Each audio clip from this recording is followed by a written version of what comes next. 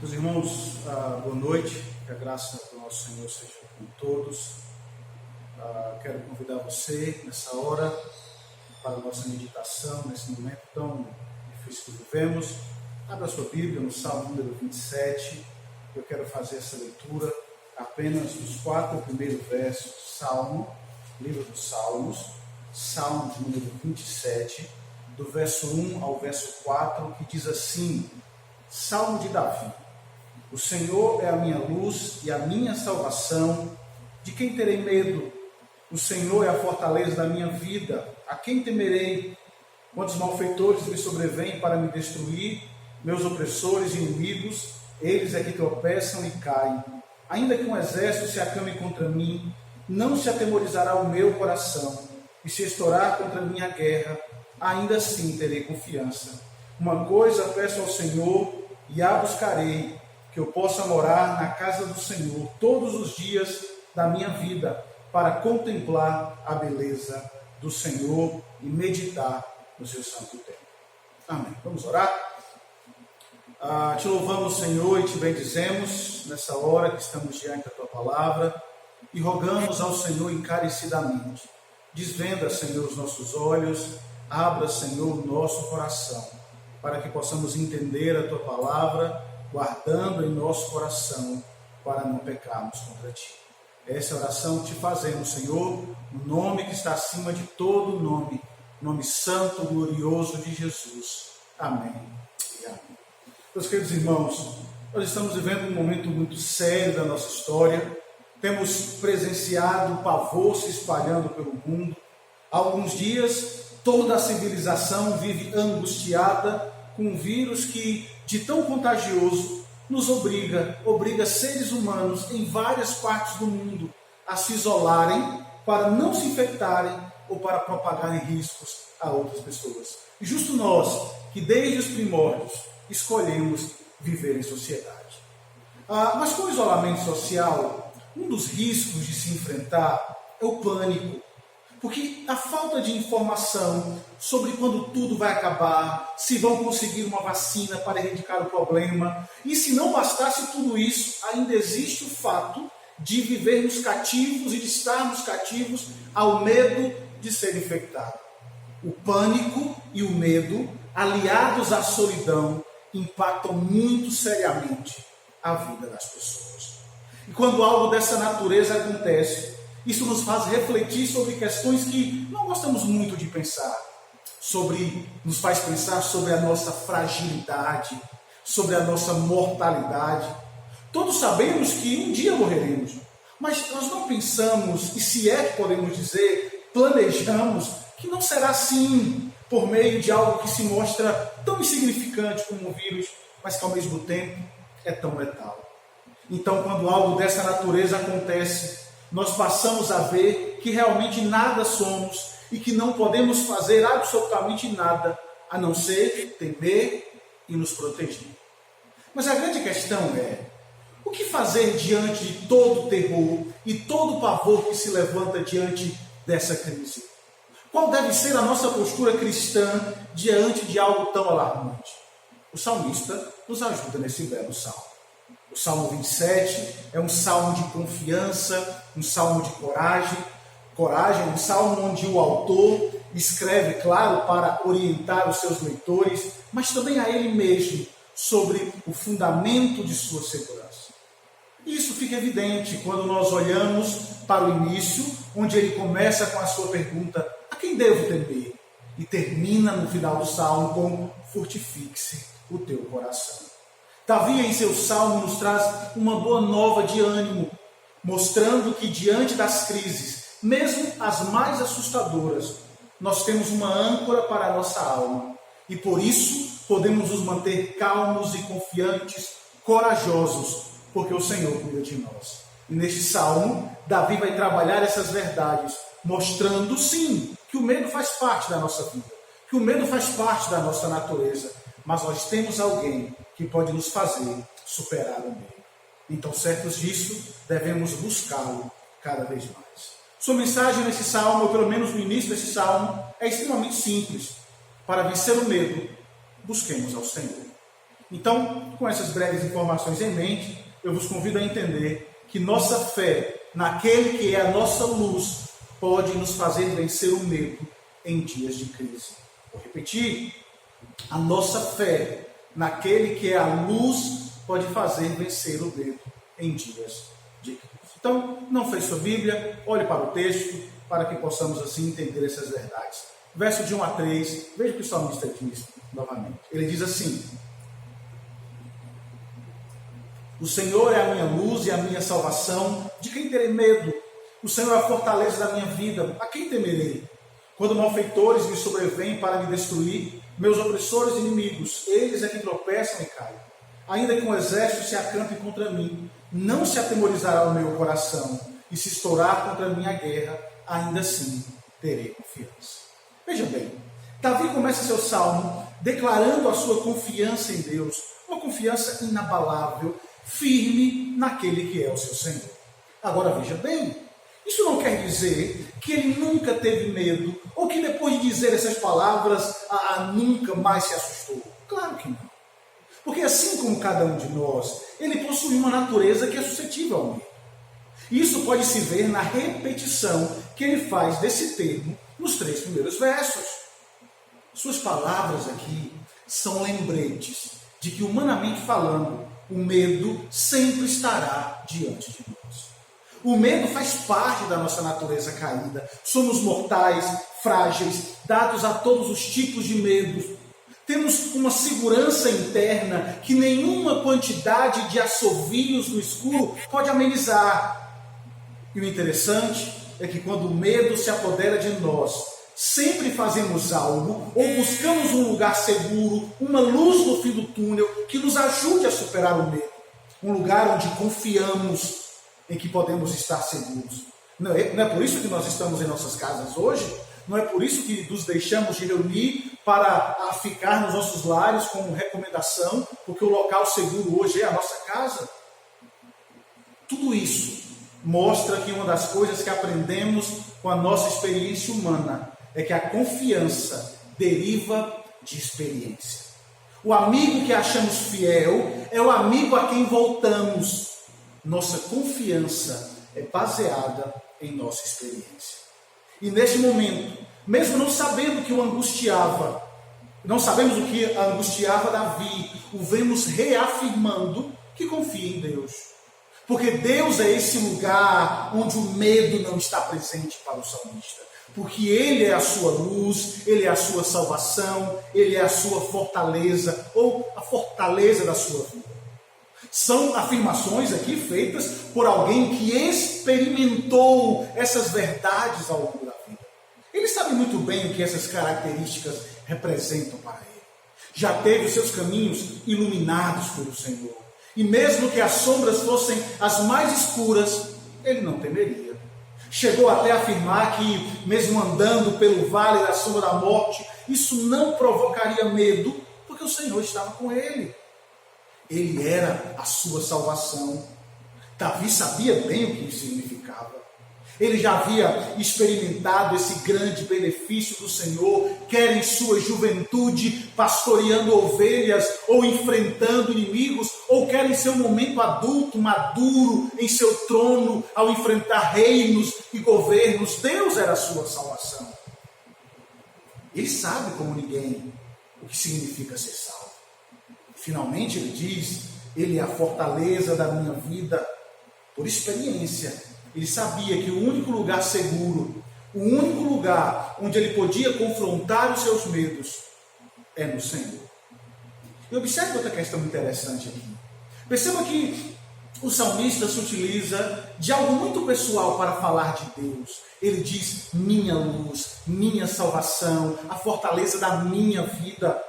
Olha, tudo personalizado, tudo individualizado. Isso demonstra que essa segurança, essa certeza de que o medo se dissipa, só pode nascer no coração daquele que tem experiência com Deus, daquele que conhece a Deus, daquele que tem vida e vivido na presença do Senhor. Essa certeza não são para todos desse mundo. Elas são para aqueles que são capazes de dizer: meu Deus, minha luz, minha salvação, minha vida. É claro que se Ele é a minha luz, se Ele é a minha salvação, se Ele é o refúgio da minha vida, e se eu tenho essa consciência de quem é Deus, como diz o salmista, a quem temerei? De quem terei medo? No Salmo 118, ele diz a mesma coisa no 6º verso, quando diz: se o Senhor está comigo, não temerei. O que me poderá fazer o homem? Ou o que me poderá fazer as dificuldades dessa vida? Afinal, se Ele é a minha luz, se Ele é a minha salvação, se Ele é o meu refúgio, então nada pode roubar a esperança que temos nele. Nada pode tirar aquilo que o Senhor representa de nós. Hoje o mundo todo está com medo. Países inteiros escondidos dentro de suas casas, muitos sem esperança. Com isso eu não quero dizer que nós, os crentes, não temos medo. Temos sim. Somos e vivemos em um mundo pecador. A diferença é que a nossa esperança não se limita às seguranças e às coisas dessa vida. A nossa esperança não se limita àquilo que vemos. Nós temos esperança e confiança naquele que dissipa o medo. Nós confiamos naquele que diz: aquietai-vos e saber que eu sou Deus. O Senhor dos exércitos está conosco. O Deus de Jacó é o nosso refúgio. Acredito que foi com essa confiança e esperança que Davi pôde citar os seus inimigos e as suas ações sem medo aqui nesses versos. E o que achei interessante é que ele combina 3 descrições de Deus. Ele é a minha luz, Ele é a minha salvação, é a fortaleza da minha vida, e faz 4 descrições dos seus inimigos nos versos 2 e verso 3. E esse detalhe sutil mostra que Deus não é superado, não importa quantos estejam contra nós. E mesmo sendo um inimigo cruel e agressivo, Ele não teme, porque Ele sabe e conhece os resultados de se confiar em Deus. Quando Ele diz: quando os malfeitores me sobrevêm para me destruir, meus opressores e inimigos, eles é que tropeçam e caem. Eles é que caem. A derrota é deles. E mesmo essa leitura sendo significativa e de extremo refrigério para nós, em nossa língua ela não reflete a ação do inimigo contra nós. No original nós lemos assim: quando os malfeitores vêm sobre mim para devorar a minha carne, eles são derrotados. Os inimigos estavam em busca de devorar Davi. E agiam como animais, como bestas selvagens. E a imagem descrita aqui pelo salmista é algo terrível. Porque o inimigo, de fato, que ele relata que é um inimigo cruel. Mas mesmo sendo tão cruel, essa imagem nos traz alento e segurança. Mas como pode ser? Como podemos ver isso dessa maneira? Como essa imagem, ou como essa simples informação de Davi pode trazer segurança para nós? Davi, ao falar sobre o momento assustador que passava desses inimigos como bestas ferozes para lhe devorar, usado pelo Espírito de Deus, não falava apenas dele e do que ele vivia naquele instante. Ele falava também de um dos seus descendentes, que também seria perseguido por inimigos cruéis. E essa informação não temos apenas aqui no Salmo 27, quando de forma brilhante ele faz essa descrição. O Salmo 22 também traz essa informação. Ele trouxe a nós a mesma descrição quando diz: cães me cercam, uma súcia de malfeitores me rodeiam, traspassaram-me as mãos e os pés. A linguagem do Salmo 27 e do Salmo 22 são muito semelhantes, sugerindo que ele fala sobre a mesma pessoa. Davi não está falando apenas de si mesmo no Salmo. Ele fala como um profeta, predizendo a confiança de seu descendente no futuro, que seria perseguido por inúmeros inimigos que também tentariam devorá-lo, mas ao final ele venceria todos. Davi está falando, obviamente, de Cristo, o nosso Senhor. Só que antes de vencer, de derrotar os inimigos, o nosso Senhor também esteve sozinho. Caminhou para a cruz sozinho, e até os seus discípulos, os mais próximos, fugiram dele. No entanto, seu coração não temia, e ele estava confiante diante daqueles exércitos de trevas que o cercavam. Ele sofreu e enfrentou a morte sozinho, mas saiu vitorioso dessa batalha. E a sua vitória garantiu a nós que a solidão, ou que o ápice da nossa fragilidade, a própria morte e o medo dela, não deve mais ter efeito sobre nós. Porque esse descendente venceu a morte e lançou fora o medo. Sendo assim um exemplo para nós de como lidar com as crises que enfrentamos ao longo da vida. Porque, como o homem que enfrentou os mesmos desafios, nosso Redentor confiou em Deus e foi resgatado por nosso Deus e venceu os seus inimigos. E se o Espírito de Cristo está vivendo dentro de nós, Ele também pode nos dar essa confiança. Por isso, queridos, diante da crise que vivemos, o medo e a fé estarão sempre diante de nós. E eu sei que é fácil ser dominado pelo medo. É fácil sentir pavor ao sair de casa, sem saber se na rua alguém poderá lhe contagiar ou lhe infectar. É fácil entrar em pânico diante das notícias que temos visto. Sei que é difícil sair e não pensar se aquela ou se esta pessoa possa estar doente. Mas mesmo sendo difícil, somos convidados a não nos apavorarmos. Porque essa crise nos desafia a reagir de maneira diferente, com fé e não com medo. Não uma fé nas estrelas ou em alguma deidade desconhecida. Em vez disso, fé em Cristo, como bom pastor, que também é a ressurreição e a vida. Certamente o nosso Senhor está no controle dessa situação. Certamente somente Ele pode nos conduzir através da tempestade. Ele nos chama a confiar e crer, para ter fé e não medo. Como crentes, somos homens e mulheres de fé em Deus e em sua imensa graça. Cremos na vida eterna dada a todos aqueles que se arrependem. Cremos em Cristo Jesus, o nosso Salvador. E por causa dele, da sua ressurreição, nós temos a esperança do triunfo que está reservado para nós. O mundo está com medo e ansioso, mas está com medo e ansioso pelas coisas erradas. O mundo está com medo da economia, o mundo está com medo das contas, o mundo está com medo dos desastres naturais, o mundo tem medo de tantas outras coisas, da doença. O mundo, no entanto, não tem medo e nem teme aquele que está sentado no trono, diferente de todos nós. Confiamos em Deus e não tememos, porque nós sabemos o que está reservado para nós. O medo é diferente, porque em nosso coração reside o amor daquele que lança fora todo medo. Aqueles que depositaram a sua fé em Cristo não tem nada a temer como o mundo aí fora. Aqueles que confiam em Cristo não tem nada a temer, porque todas as coisas estão sob o controle do nosso Pai soberano. Então, o que fazer para que essa certeza de não ter medo não seja apenas uma confissão que fique apenas em nossos lábios?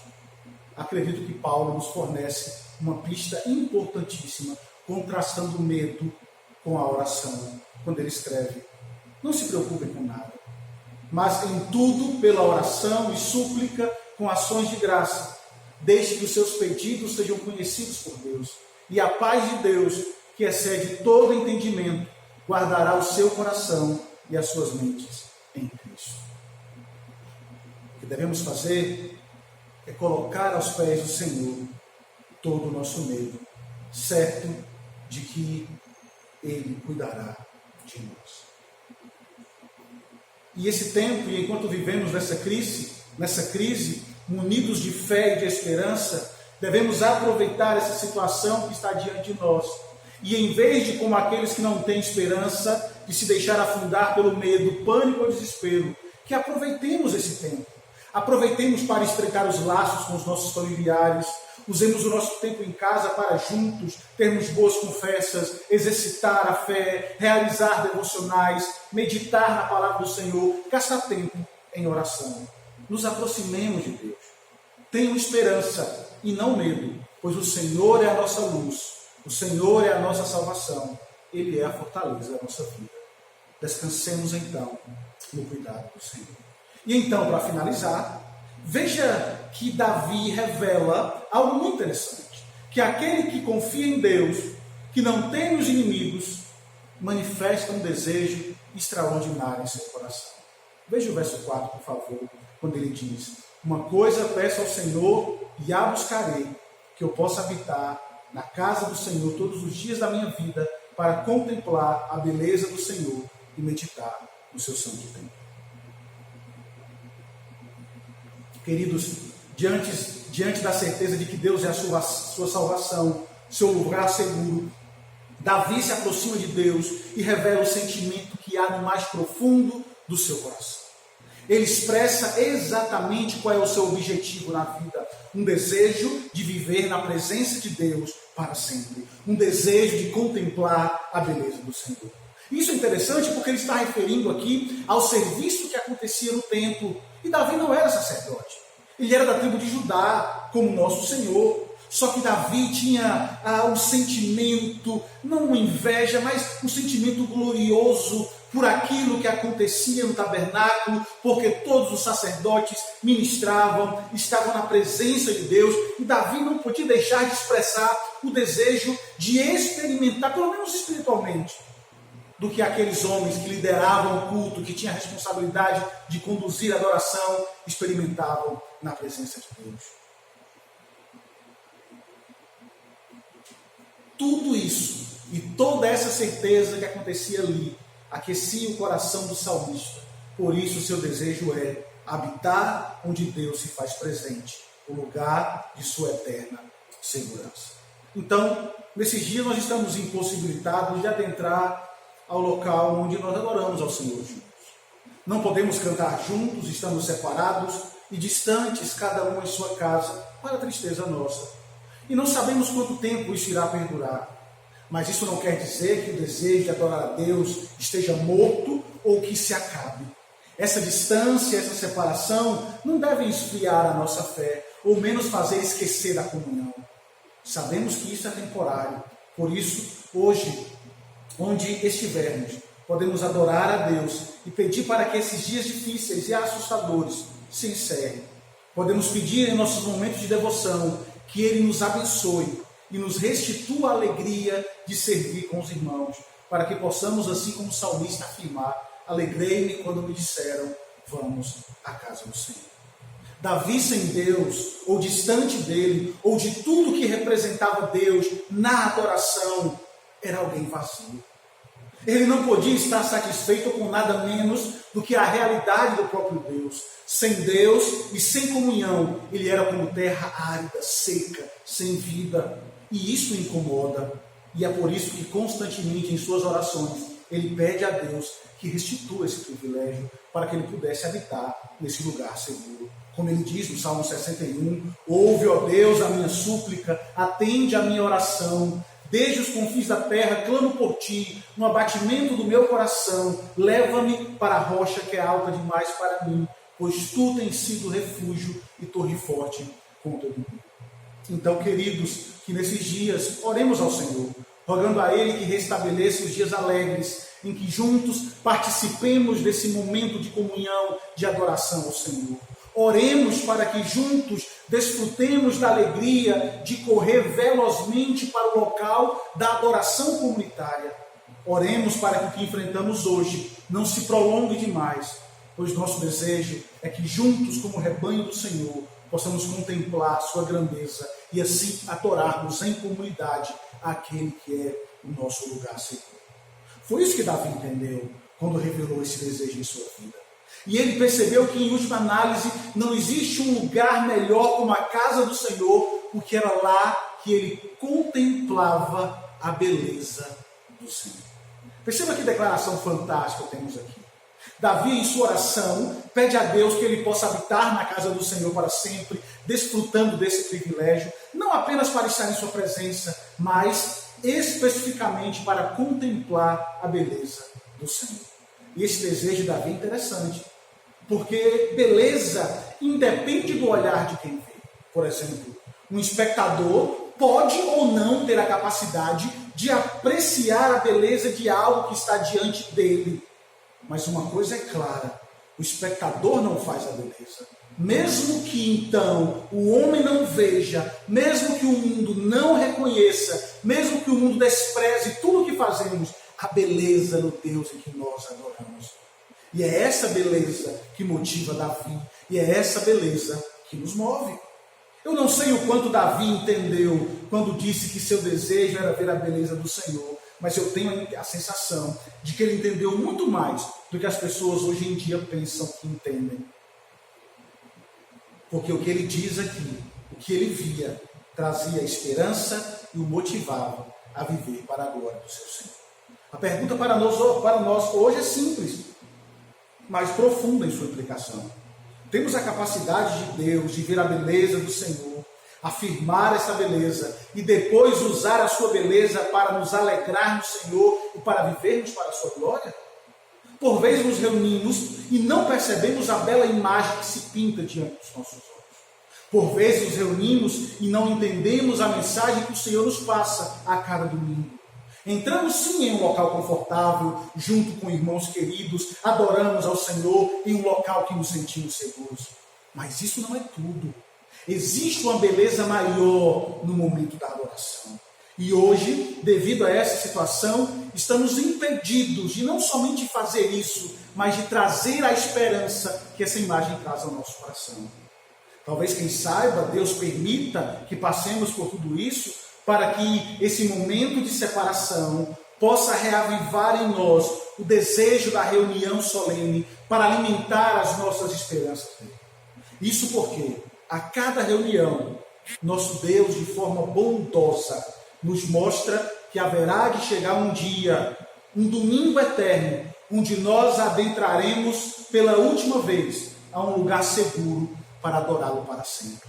Um lugar onde estaremos de fato protegidos, onde mal nenhum chegará à nossa tenda, onde a luz do Senhor brilhará para sempre. E nesse dia, o centro de toda a reflexão sobre a verdade de Deus será conhecido, porque nesse dia nós veremos a beleza do Senhor, porque o veremos face a face. Veremos o nosso Redentor e viveremos com Ele para todo sempre. Hoje a precaução, ou quem sabe o medo, nos afasta. Nos faz ficar cada um em suas casas e longe, e de longe o adoremos. Mas aguardamos o dia em que não mais de longe, ou nenhum perigo poderá nos afastar do maior desejo do nosso coração, que é habitar na casa do Senhor para sempre. Ele é a nossa habitação, Ele é a nossa morada. E a nossa alegria em correr para a casa do Senhor não está no simples fato dos irmãos que encontramos lá, ou do local em si, porque já estamos acostumados. Nossa alegria se dará, porque estaremos na morada final com o nosso Redentor, que colocará um fim em tudo que nos provoca medo nesse mundo. Mas enquanto esse dia não chega, não se assuste, não tenha medo. O Senhor é conosco sempre. Na verdade, Ele habita em nós. Davi desejou permanecer continuamente na casa do Senhor, porque é no seu santuário que encontramos o verdadeiro, o belo e o bom. Ele é esse santuário em que habitaremos no final. Ele é o local onde estaremos protegidos de tudo. Mas enquanto esse dia não chega, lembre-se, mesmo você não estando no local da adoração, isso não quer dizer que o Senhor não está conosco, porque antes Ele está ao lado de cada um. Isso para que entendamos que por meio da sua dor, da sua morte, da sua ressurreição, Ele fez com que eu e você fôssemos o santuário para a morada do Espírito, onde o Consolador possa habitar. Nós somos o templo do Senhor. Ele habita em nós e com isso garante que estará ao nosso lado até o dia final. Por isso, hoje, onde você está, o Senhor é contigo. Ele pode ouvir suas orações, pode ouvir o seu clamor. Por isso, peça a Ele, peça ajuda, para que possamos o mais rápido possível, juntos, cantar louvores ao nosso Deus e alimentar a esperança da glória. Não sabemos o que o amanhã nos reserva. Não sabemos até quando esse mal nos abaterá, ou se abaterá sobre o mundo. Mas uma certeza eu tenho: nós enfrentaremos com o Senhor ao nosso lado. E se cairmos doentes, nem mesmo isso roubará de nós a esperança. Porque hoje, nesta vida, ou no porvir, ninguém roubará de nós a certeza de que as moradas eternas são o nosso destino final. O Senhor é a nossa luz, Ele é a nossa salvação. Por isso, confie nele, descanse nele e tenha certeza, a nossa esperança é maior do que ela venceu. Que Deus os abençoe, em nome de Jesus. Amém. Vamos orar? Graças te damos, Senhor, mais uma vez, pela esperança que temos. A esperança de um dia sem medo, de um dia sem doenças, de um dia sem lágrimas. E hoje, ó Deus, temos o domingo para que juntos possamos alimentar essa esperança.